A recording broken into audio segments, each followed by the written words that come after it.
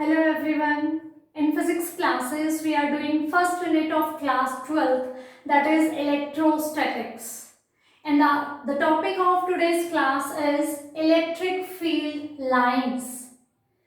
Electric field lines. What is the need of doing this topic, discussing this topic, electric field lines?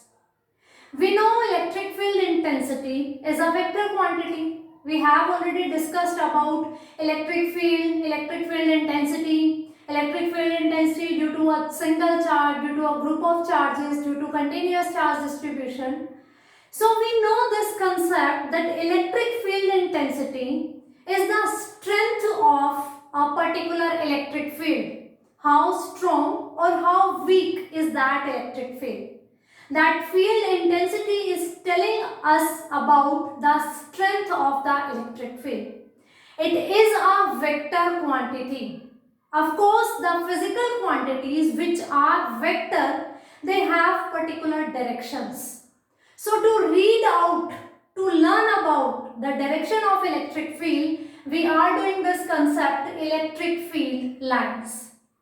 That a scientist Michael Faraday gave this concept electric field lines. So let's start. This concept is for direction of electric field. Suppose we have an electric field in a space. Space means three-dimensional I am talking about. A space I am having and I drop a free charge, a plus q. A free charge I drop there. Then that charge will move according to the direction of the electric field. Suppose it is moving in this direction. Again we have another space. Again I am dropping the same positive charge in this space. Now this charge particle start in this direction. So the free charge, which is very free, it is not bounded to some atom, it is a free charge and it is moving in this direction in this space and it is moving in this direction in this space. This motion of a free charge is directed by the electric field's directions. So the lines, the curves, the path which is telling us the direction of electric field of a particular space are known as electric field lines. Electric field lines are those lines, those curves or those paths which are telling us about the direction of electric field, that the present electric field is having which direction. This thing is telling us by electric field lines. So electric fields are nothing, they are just guidelines, they are just direct us to move in the direction of electric field. They are going to help us to find out the direction of electric field intensity. These lines were given by the scientist Faraday. Now we are going to discuss about various properties of these electric field lines. Let's start from one by one. Let's start from first one. These are continuous smooth curves. Means if I am drawing this, means this is representing the direction of electric field. Electric field is like in this direction. These are continuous, means no break in between it. It's not like this. These are continuous smooth curves. They are not having any break in them. Start at positive charge and end at negative charge. Cannot form closed loops. I have drawn two diagrams. First I am having positive charge. If I am having a positive charge, electric field lines are directed outward from this positive charge. And if I have a negative charge, then electric field lines are directed towards the negative charge. So we can say that these lines start from positive charge and they end at negative charge. If we have only one charge, positive charge, electric field lines start from this positive charge and they moves up to infinity. Similarly, if we have only a single negative charge, then it seems that electric field lines are coming from infinity and they end at this negative charge. We have already done the topic electric field intensity due to a single charge, and that is given by E is equals to Q upon 4 pi epsilon naught R square into R vector. R vector is giving the direction of electric field intensity, and this one is the magnitude that depends on the Q charge, the source charge which is responsible for electric field.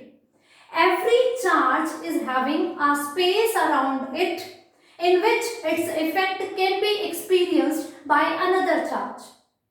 So that electric field is also having a direction. In that concept, we learned this thing, E is inversely proportional to R square. We also discussed the thing, electric field is spherically symmetric around a charge. This is a circular diagram on the board. But in reality, if it is a positive charge, then electric field lines are directed outward from this charge in all the directions in three-dimensional space. So these are spherically symmetric around a positive or a negative charge. They depend on the charge, that is source charge, which is responsible for the existence of electric field. They cannot form closed loops. They never form closed loops like this. No, they are just a direction. They are moving from one end to the another. They move continuously. They are not going to form a closed loop. When we discuss about the magnetic field lines, in that chapter we are going to tell that the magnetic field lines are making closed loops, but electric field lines do not form closed loops. Two properties done. Tangent to a line gives the direction of electric field. Suppose I have a curved line. Electric field lines are telling us about the direction of electric field intensity. Now suppose I am having a curved line. Suppose this. This is electric field lines. If it is electric field lines, then at every point its direction is going to be changed because it is a curve. Now suppose I have a point P, then I have a point Q, and then I have a point R, and I want to find out the direction of electric field intensity on these points. Then I need to draw tangent on these points, and then direction of these tangent are going to tell us about the direction of electric field at that particular point. On Q, I am again going to draw a tangent. Then this tangent is going to tell us about the direction of electric field at this particular point Q.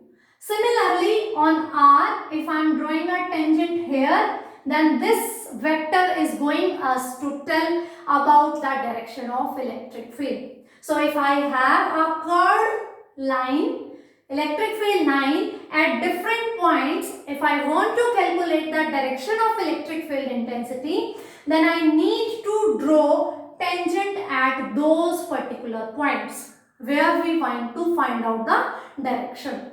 So tangent to a line gives us the direction of electric field intensity.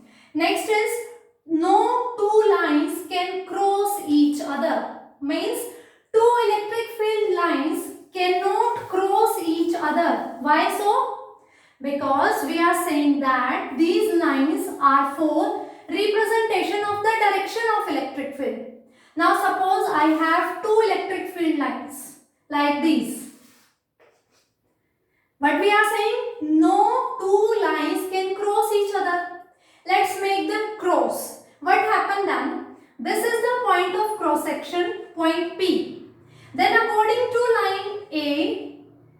electric field intensity, the direction of it at point P will be given by the tangent drawn on this line.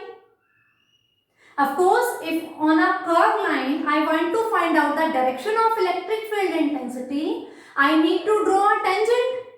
According to line A at point P, this tangent is giving us the direction of electric field intensity. And according to this second line B at the same point P, this one is giving us the direction of electric field intensity here. How is it possible that for a single point, electric field intensity is having two directions, this one and this one? This can't be possible because a physical quantity at a particular point can have only one direction. No? It cannot have two directions. If I am standing here and I am facing east, how can I face north simultaneously? At one time, only one direction is possible for a particular thing. So for these electric field lines at point P, we have two directions. Why we have two directions? Because we have two lines crossing each other. This can't be possible. That's why this is the property of electric field lines, that no two lines can cross each other. Always normal to the surface of a conductor. Conductor which allows the charges to move through it. There is an electric field, suppose, and we have a conductor.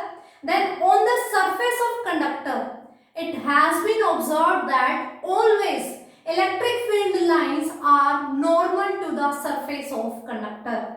They can never be parallel to the surface of conductor. They will always found out to be normal. Normal means perpendicular to the surface of a conductor.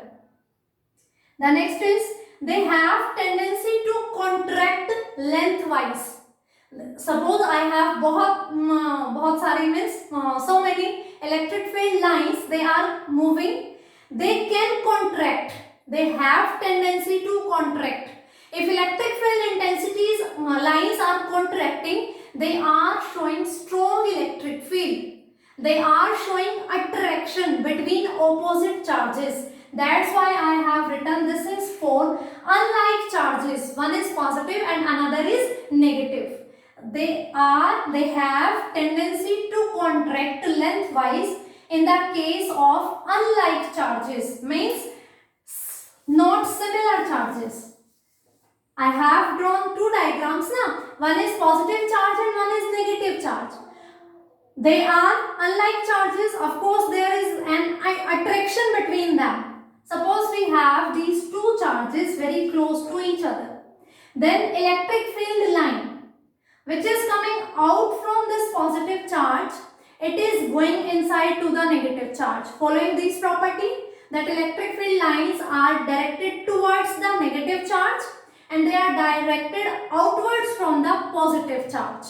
So this was having electric field lines in all the direction. This is also having electric field lines in all the direction. These are outwards and these are inwards towards the charge.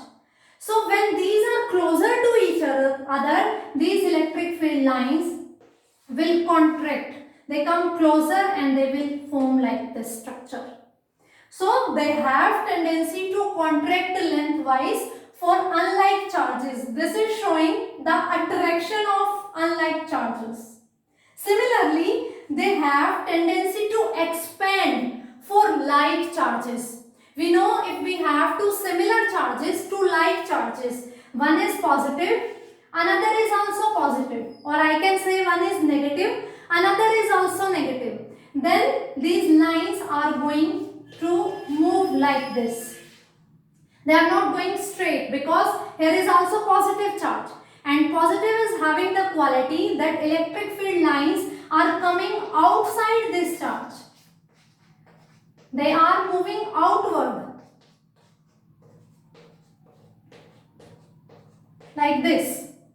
So this region, this point is having no electric field. This is, suppose suppose I am denoting at a point N, then this N is a neutral point where electric field intensity is 0. They are, from a positive charge we have outward directed electric field lines in all the directions, and for negative they are directed inwards. But if we have two similar charges, they are going to repel each other. Then if they are bringing towards each other, they are close to each other, then there will be a point where no electric field is there. This is the thing. They have tendency to expand also. These are expanding. Okay, they are moving from far apart from each other. This is for repulsion between the like charges. The next is, if they are close together, that is showing the presence of strong electric field. Suppose we have electric field lines like this, very close to each other. This thing is showing that the electric field present there is very strong. The number of lines, their closeness is showing the strong electric field. If we have like this, this is representing the weak electric field. So the closeness and the expansion of these lines are showing the strength of electric field. If they are close together with each other, this is showing strong electric field. And if they are far apart from each other, then this is showing weak electric field. And if we have parallel and equally spaced lines, I have drawn so many horizontal lines, they are parallel to each other and they are equally spaced, then this is showing uniform electric field. Uniform means the electric field intensity at this point is equals to electric field intensity at this point, which is equals to electric field intensity at this point. Means at every corner of this space, strength of electric field is same. So parallel and equally spaced electric field lines are showing the presence of uniform electric field. Closeness is showing strong electric field and their expansion from each other is showing weak electric field. They are close together in a strong field. They are far apart in a weak field. Parallel and equally spaced lines are showing the uniform electric field. They do not pass through a conductor. One more property we have already discussed. They are always normal to the surface of conductor. If we have a conductor, then the electric field lines on the surface of conductor are always perpendicular on the conductor, and electric field lines do not pass through a conductor. They can never pass through a conductor because inside the conductor electric field is always zero. Inside the conductor, electric field is always zero. Electric field lines are representing the direction of electric field. And if inside a conductor, no electric field in there, then for which direction they are there to represent? If no field is there, then no direction, then no electric field lines inside the conductor. They are also known as lines of force. The name is electric field lines. Its another name is lines of force, lines of electric force. When we are going to do the third unit, there we are going to study about electric field की replacement में magnetic field lines. They are also known as lines of force or lines of magnetic force. These lines are imaginary. These things we are imaging, like lines are present there. They are representing the direction. They are telling us about the strength of electric field. So all those things, these lines, these curves, these paths, all are are imaginary. But the field is real, about which we are talking, about which we are discussing. If a charged particle is there, obviously an electric field is there. But these lines are imaginary. These are just to discuss about various concept related electric field. How strong it is, how weak it is, what is its direction. All these things can be discussed by using electric field lines. These were discovered by Faraday. I have discussed most of the properties of electric field lines. In a short, we are going to revise these. These are continuous smooth curves. They do not have any break in them. Start from positive and end at negative charge. For a positive charge, they start from here, they move up to infinity. And for a negative charge, they are directed towards the charge. It seems that they are coming from infinity and end at a negative charge. They never form closed loops. Tangent to the line, if we have curved lines, then for a particular point, if we want to find out the direction of electric field, we are going to draw a tangent at that point. That tangent will give us the direction of electric field intensity. No two lines can cross each other, because if two lines are crossing each other, then the point of intersection of those two lines is giving two directions for electric field lines, which is not possible for a single physical quantity, that at a particular point it is having two directions. It cannot be possible. That's why no two lines can cross each other. They are always perpendicular to the surface of conductor.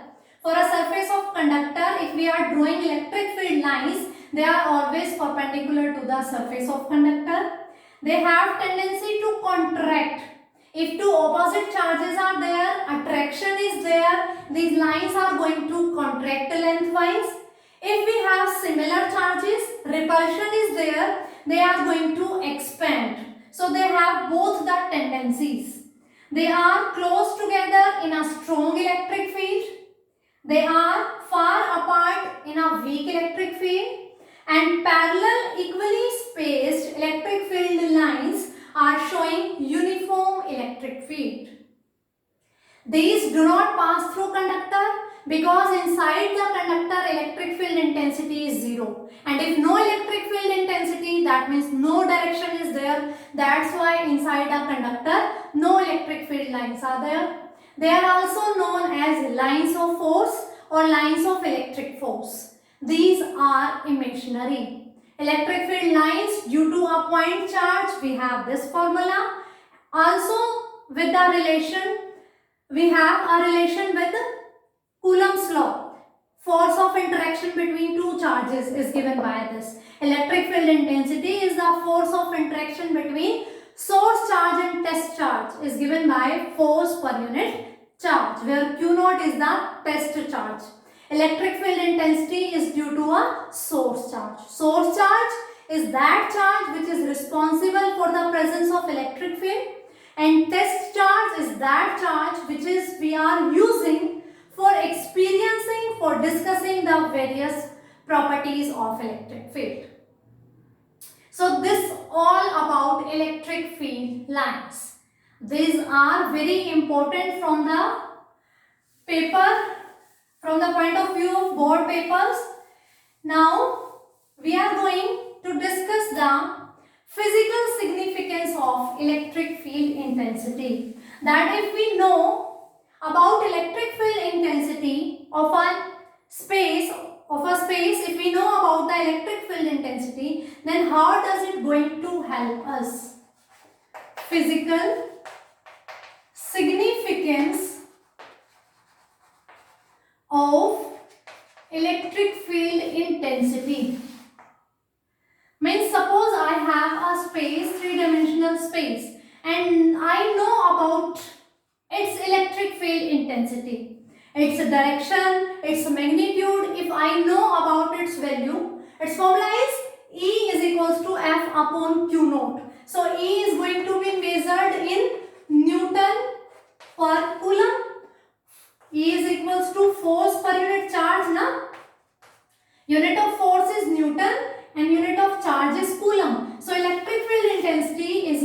measured in the unit Newton per Coulomb. Suppose I have this space and I know the value of electric field intensity of this space. Then how this is going to help us? For which purpose we are going to reading this, and this thing is going to help us about calculations, about observing various informations. Then this thing is known as physical significance. Means its presence is telling us how many things is known as its physical significance. It's a formula, it's a definition. Electric field intensity is the force of interaction between two charges per unit test charge is known as electric field intensity. Where electric field is due to a source charge, we have a test charge Q naught which is very small, and we are keeping it very small because every charge is having its own electric field. So we are keeping it so small that its own electric field is not going to disturb this electric field. So if we are bringing this Q naught in the electric field of this charge Q, source charge Q, then how it going to be react? It is going to be attracted towards it, it is going to be repelled from this, which path it is following, everything is, we can get this information with the knowledge of electric field intensity. We know electric field intensity is equals to force per unit charge. I can calculate force from here by Q naught into electric field intensity. So if I know about the value, the magnitude as well as the direction of electric field intensity, then suppose I am having a test charge and I am bringing this test charge into the electric field of a source charge, then multiplying this test charge with the given intensity is going to give us the value of force of interaction between the given charge and the test charge. Given charge is the source charge because of which electric field is present. Test charge is a small charge we are using for testing, for doing experiments in this given electric field. So, by knowing the value of electric field intensity, we can easily calculate the force of interaction between two charges. If we have a system of charges, if we have continuous charge distribution, if we have single charge, then if we know the value of electric field intensity due to all these, we can calculate the force of interaction. So this is the main physical significance of electric field intensity, that this can give us the value of force of interaction. We know that direction of force of interaction and electric field intensity both are same. Direction of force if this, then electric field intensity is also in this direction. So if we know the direction of electric field intensity, we also know the direction of force of interaction between the test charge and source charge. Source charge can be a single charge, can be a group of charges, can be the continuous charge distribution. So this is the physical significance of electric field intensity. In today's class we have discussed two things, electric field lines and physical significance of electric field. Both are really very important topics. In third unit we are going to deal with magnetic field lines. If you have the command, if you have the knowledge of electric field lines, this concept is going to help you out in the third unit also while discussing about the magnetic field lines. So for today it's sufficient. We will meet in next class. Thank you.